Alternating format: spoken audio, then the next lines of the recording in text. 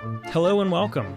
You found the Social Work Podcast. My name's Jonathan Singer, and I'll be your host as we explore all things social work. It was a cold evening on the last day of November 2017. I was in Naperville, Illinois, giving a talk to parents and community members about youth suicide. Naperville is one of the best school districts in Illinois. Like most top school districts, it has the reputation of being a high-pressure academic environment. Now, whether that reputation is warranted or not is up for debate. What wasn't up for debate was the fact that the community was reeling from a cluster of student suicides. The school district was doing the right thing by having a community forum where people could learn about youth suicide and what they wanted to do about the issue. Now, I wanted to do right by Naperville by delivering the goods. So I looked into Palo Alto, California, another community with a reputation for having high-pressure academic environments, which had also had a cluster of youth suicides. And I came across an article written by Adam Strasberg, a Palo Alto psychiatrist. He had a piece of advice for parents that I loved. And when I shared it with the hundreds of folks who showed up that night, they seemed to love it too. He wrote, "Want the best for your children, not for your children to be the best." And when I said that line, I saw dozens of parents nodding their heads. And I also saw some teenagers smile. After the talk, a high school student approached me. He was from the school newspaper. He referenced Adam Strasberg's quote, and doing what a good journalist does, he asked me the question that I had not answered. Is pressure killing kids in Naperville? Well, here's what I said. Pressure can be good or bad. So I wouldn't say that kids are killing themselves because of pressure. Now, if a kid feels pressure to measure up to peers, then he might isolate himself. And isolation is a known contributor to suicide risk. Now, if a child is struggling in school, but their parents are putting pressure on that kid to be the best, then that kid might not feel like they can go to their parent to talk about what's going on. And we know that high conflict and low support parent-child relationships are a known risk factor for suicide. You can hear more about that in my episode on attachment-based family therapy for suicidal kids. Now, if a kid is putting pressure on himself to succeed academically because he thinks that's going to make his peers and family accept him, then poor academic performance might make him feel like he's failed the most important social groups. And failed belongingness is a known risk factor for suicide. So pressure is related to suicide because of what pressure means for a child's relationship to herself, her peers, and her family. Now, I don't know if the student reporter believed me, but he left with a smile on his face. And I've thought a lot about pressure since that conversation. Lucky for me, today's guest, Dr. Lisa Damour, wrote an entire book on the subject.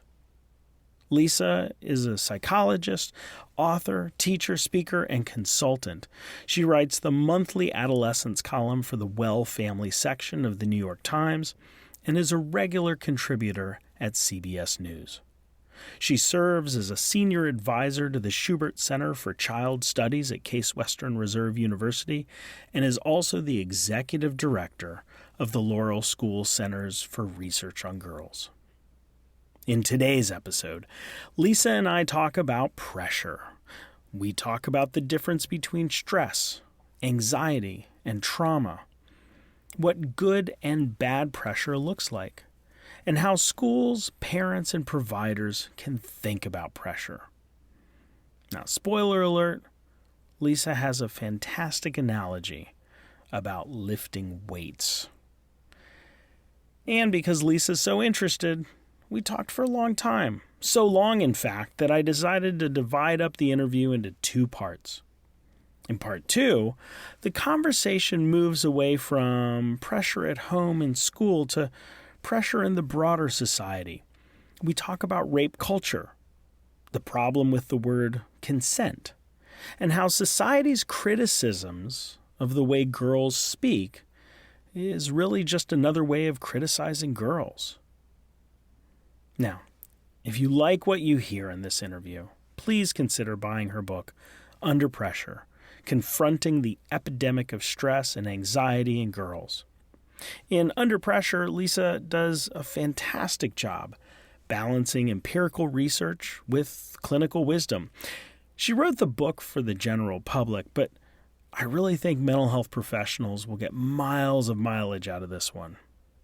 Check out some of these section titles: Sleep versus Social Media, Finding Comfort with Competition, Gendered Sex Ed, The Truth About Hookup Culture, The Downstream Effects of Mainstream Porn, School is Supposed to be Stressful, Battling Test Anxiety, Coping with the 30-Hour Day, Speaking While Female, and The Verbal Toolkit. Now, this isn't everything in the book. This is just a sample. And now, without further ado, on to episode 122 of the Social Work Podcast, Under Pressure, Part 1, Interview with Lisa Damour. Lisa, thank you so much for being here again on the Social Work Podcast to talk to us this time about your book, Under Pressure. Thank you so much for having me. I love being on with you. Oh, wonderful. Your 2019 book, Under Pressure, has the subtitle, Confronting the Epidemic of Stress and Anxiety in Girls. Are girls really more stressed now than in the past? Good question, right? So one of the things that's always tricky about a title is it's got to be grabby. It's got to get your attention, So there's sort of a commercial element to the titling of books. But here is what we do indeed see, which is when we look at self-reports, the rates at which young women are talking about feeling stressed, there has been a steady rise. And for your academic audience, what I will say is a lot of this data actually comes from college counseling center surveys. That since stress is sort of a subclinical phenomenon, it's not something that the more sort of traditional clinical literature is measuring so carefully, but college counseling centers are keeping eyes on this and collecting good data and putting it out. And they have seen a very steady rise in terms of the young women in their care, describing feeling overwhelmed by stress, and then also much more than the young men in their care. They're, 43% more likely by some measures than the guys in college to talk about becoming, feeling overwrought or overwhelmed in the last year. I think the first thing that you said was really important for social workers and mental health professionals, as well as parents, to understand, which is that this concept of stress is different than what we as mental health professionals think about as a clinical issue. Yeah. The most common disorder is anxiety, like sort of a category, and in part because there are like a bajillion of them. There's a lot in that category. There's a lot in that category. But there's also this thing that happened when the DSM-5 was published in 2013, that they carved out trauma from anxiety, right? So you used to have anxiety, and then post-traumatic stress disorder was subsumed under anxiety, but now it has its own chapter in the DSM of trauma. And so I think it's really important for people to know about stress being maybe subclinical or different. But could you talk about the difference between stress, anxiety, and trauma?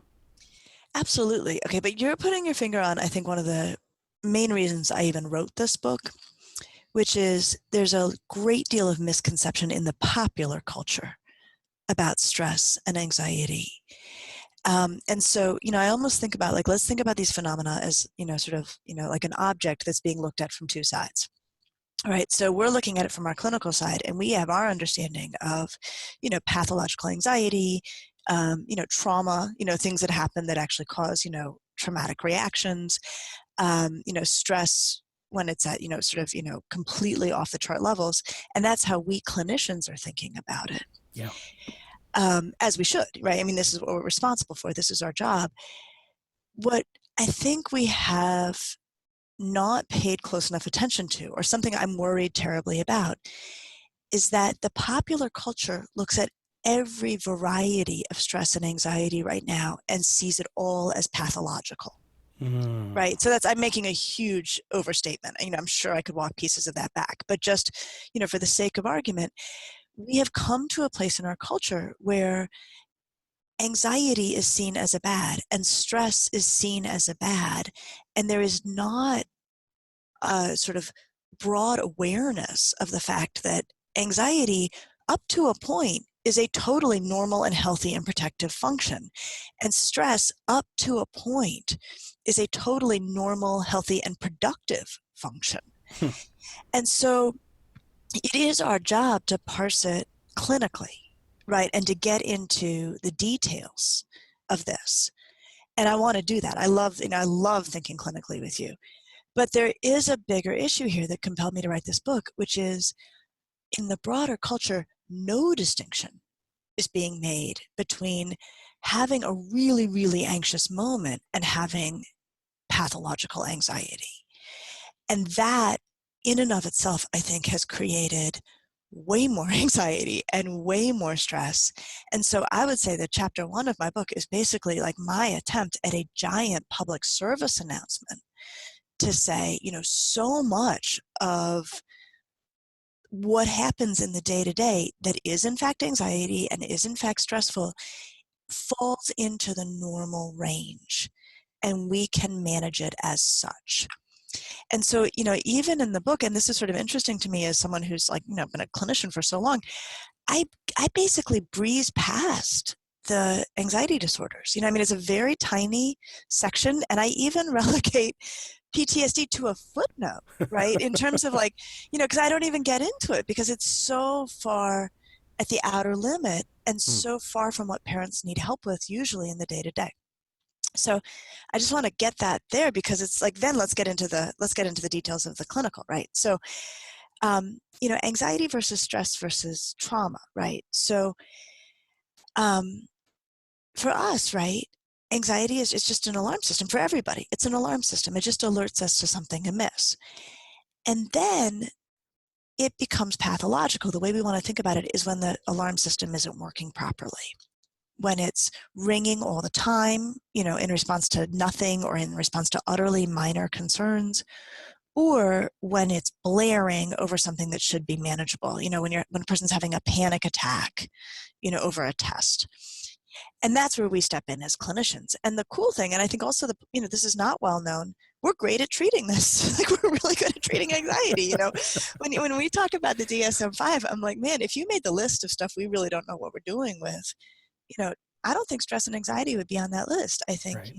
Bipolar, we need way better treatments for schizophrenia. There's a lot we can describe but not treat as well as we want to. Whereas I feel like, certainly with anxiety and increasingly with things like, trauma, we're making phenomenal headway at treating those.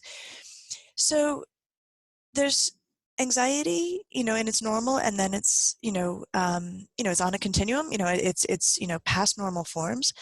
And then stress in its normal forms, which is basically any experience of change, anything that requires adaptation, right? And this is where, this is so fun to talk about it clinically, right?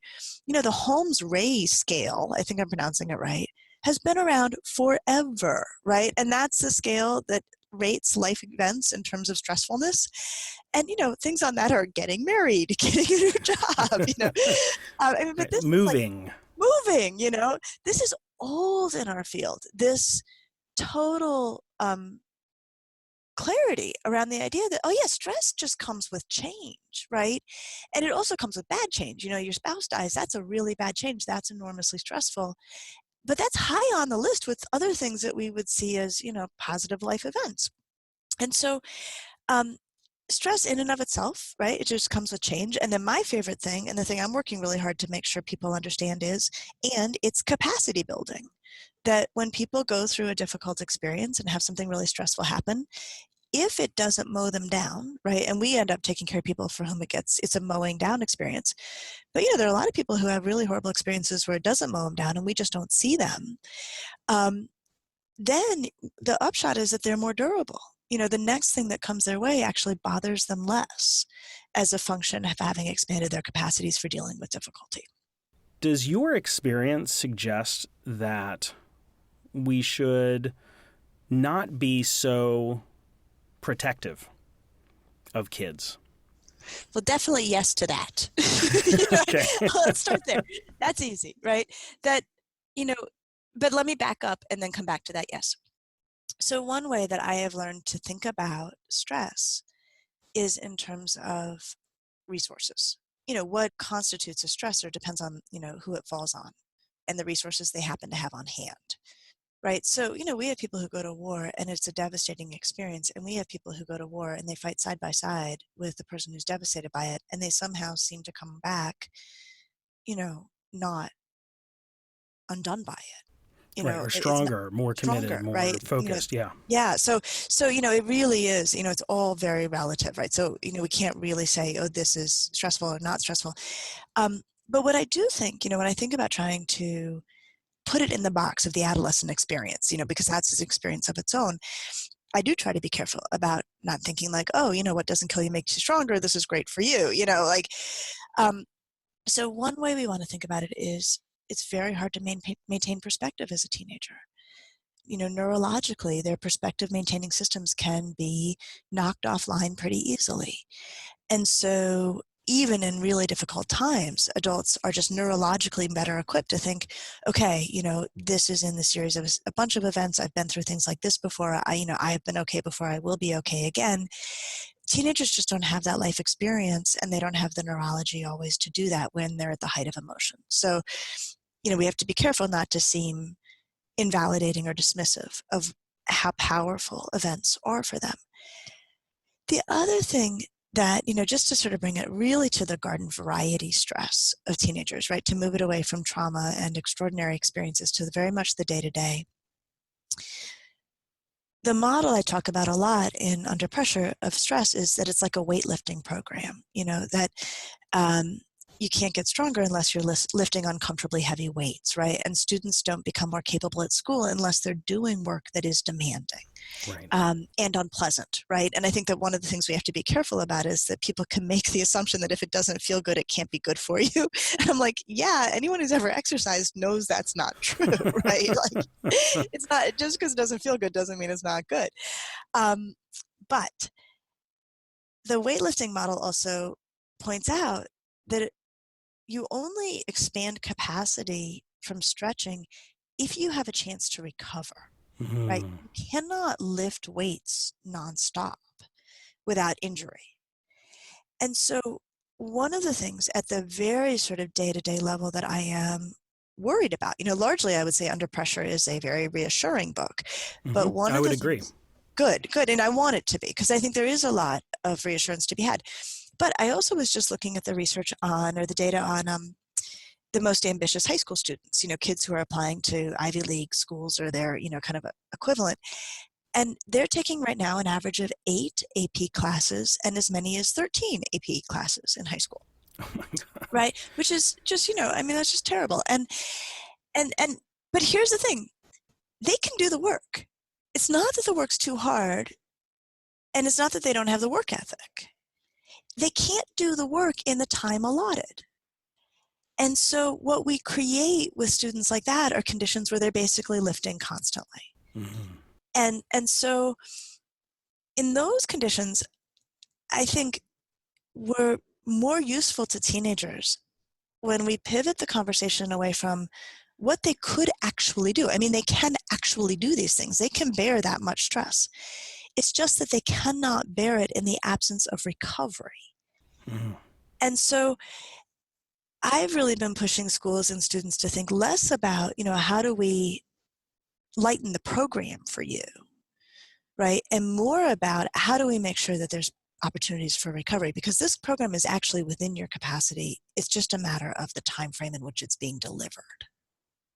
I think that's really such a great metaphor, and I love your metaphors. I know that for Untangled you had this swimming pool metaphor, which has just been so great for me and all the mental health professionals I've shared it with. But this metaphor of lifting weights, and I think there are analogies. I'm a drummer, and one of the things that we always talk about in playing music is that you can't practice playing fast slow, right? If you want to play fast, you just have to play fast. But also, you can't just play fast all the time, and you can't just lift weights all the time, or else you're going to injure yourself. Yeah. And this idea that schools are allowing or encouraging or making it possible for kids to take 13 AP classes seems like there is a structural responsibility. Like there's something that as adults, as professionals, we need to recognize this and step in and say, well, maybe this is something that we as adults should say no to. Would you agree with that? Or is there a different way of thinking about it? No, totally. I mean, I think, my mind goes off in 10 different directions, but absolutely. And one of the things that schools can do and do, which I really appreciate, is some schools put a limit on how many APs a student can take, which then actually gives the student room to work, because colleges, they can say, I did the most demanding program available at my school, right? That's what colleges want to know, right? And so when adults do sort of take that responsible step and say, we're going to give you a structural out here, from this, ridiculous expectation, those things matter. I also think, and I spend a lot of time in chapter 5 about, girls at school, I think that the assumptions that underpin the idea that kids need to go to dazzling colleges, those assumptions don't hold up very well. And I know it's really hard for adults and also then for kids to let go of, the idea that if you're really ambitious in high school, it's going to set you up for life. The data don't support that, or don't support ambitious in the sort of traditional, school ways that we talk about. So what I tried to do in the book was to really take it layer by layer, that stress and anxiety are normal, but there's still a lot of stress and anxiety, and we then need to respond to it well, right? Just because it's normal doesn't mean we ignore it. We just have to respond to it very effectively. And then tried to work my way through the domains of, in this case, girls' lives, but a lot of it applies to boys, of where these stresses and anxieties crop up and how adults can respond to it in ways that push things in a positive direction. And then I want to get back to that. Yes, I forgot. So, your question about, so should we let kids do things that are stressful? The yes is that it is durability building. It is capacity building. And all we want to monitor is we never want it to hit chronic levels, where they never stop lifting. And obviously, we don't want it to become overwhelming, right? We don't want it to become what would constitute a trauma for that person. But, there's a wide range between, having everything cared for on your behalf so you never feel stress and becoming overwhelmed. And we want kids hanging out in that zone. Yes. Well, and I know that one of the things that, that we've been talking about is this difference between sort of subclinical and clinical, which I think is really important for mental health professionals. Maybe not as day-to-day useful for parents, although maybe, I don't know. I should know because I'm a parent also. So, but you do a really nice job of balancing the kind of scientific information that clinicians need and the clinical wisdom for how to do things. Like in the section, Girls at Home, So you write, quote, I start by reminding myself that the stuff of life can be divided into three categories: things we like, things we can handle, and things that constitute a crisis. Anyone who spends time with young people knows that when children and teenagers become upset, they can forget about that middle category. That is the things we handle.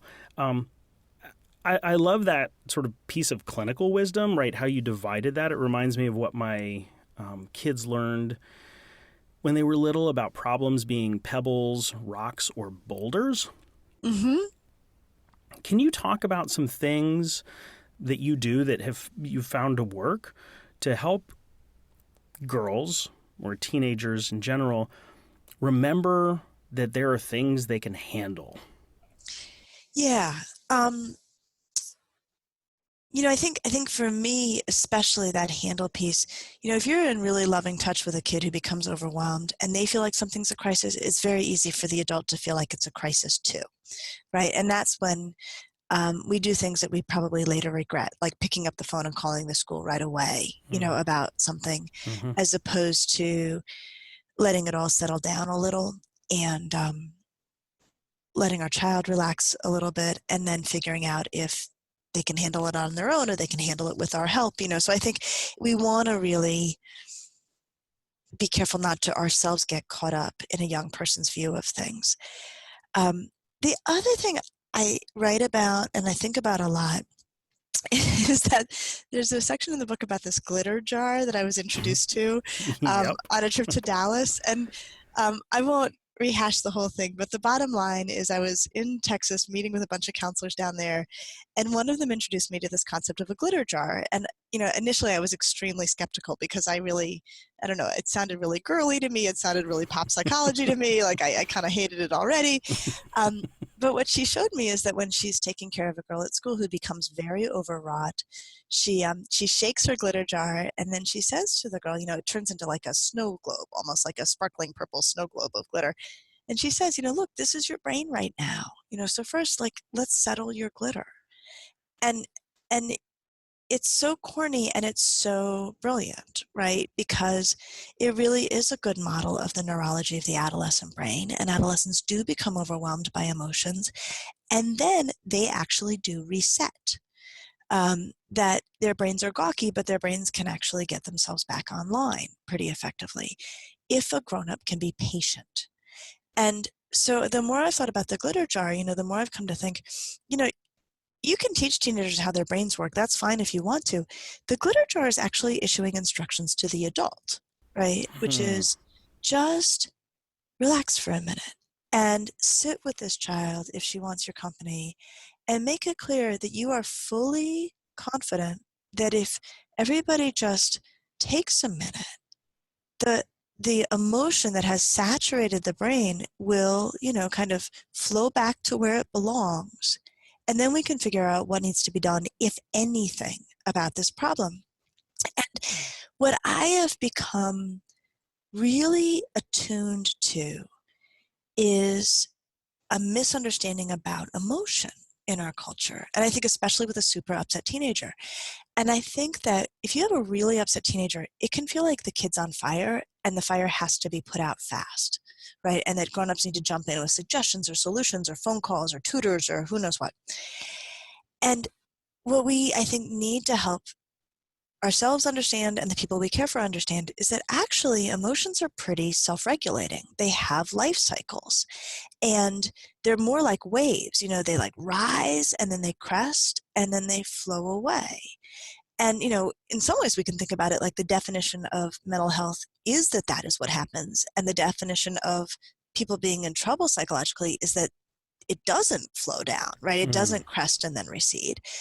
But for most people it does. And so part of our job as adults has to be communicating this to teenagers and kids, that they actually are already in possession of a self-correcting system.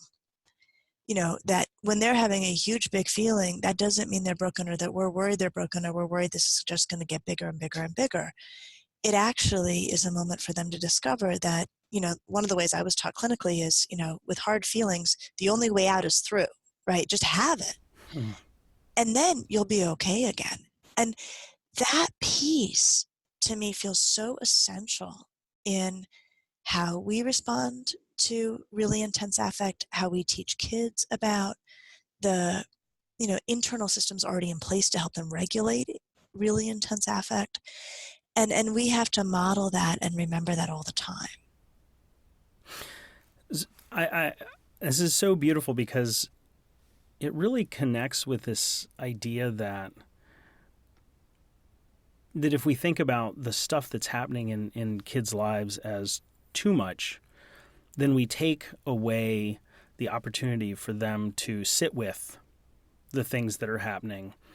But it doesn't mean that we should create experiences for kids that are perpetually overwhelming, because it's that time, it's that recovery that is part of the growth.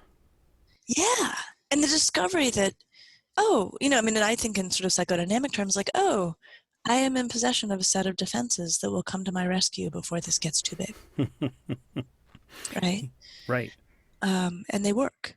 That the mind does regulate itself. The mind does not usually allow people to become overwhelmed. Sometimes I'll have a child who's really, whatever just happened is huge and they can't get perspective, and their glitter is just going to take a little time to settle, and maybe more time than we have, maybe in the appointment or the encounter we're in. And I will say, I want to see you tomorrow, or I want you to call me tomorrow and let me know how you are.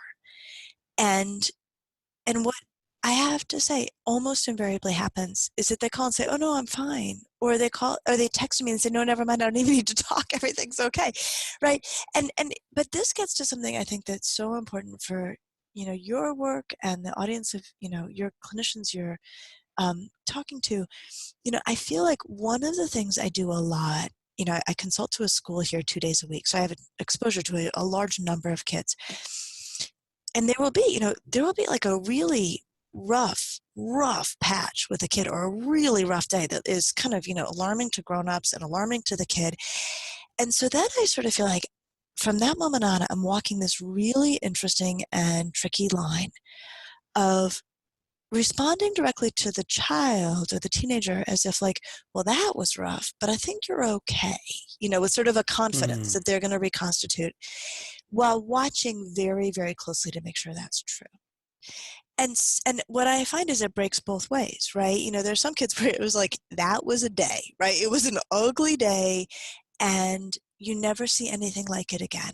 And it is a real gift to the child, and probably a really helpful thing that no one overreacted, that we didn't throw that kid into therapy. We didn't take him to the ER. We just said, like, you're having a moment.